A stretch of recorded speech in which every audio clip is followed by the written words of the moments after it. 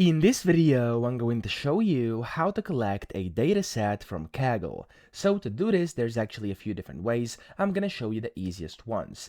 Now, the first one to collect the Kaggle dataset is the direct website download, which is by far the easiest. So simply, you want to go to Data Hub, and then you want to click on Datasets over here on the left, and then you basically just want to search for whatever you're looking for. I'm just going to go in Education over here, and I'm going to click on let's just do the second one over here, okay?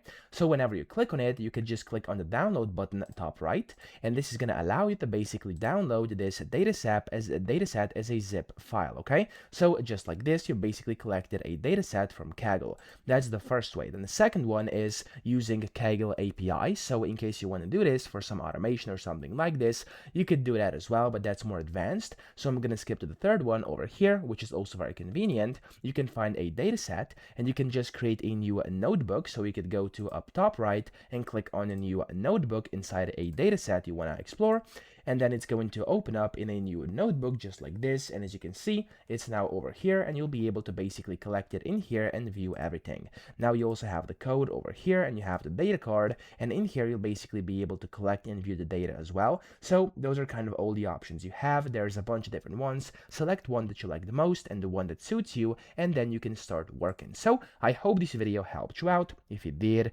please subscribe to the channel and help me out as well.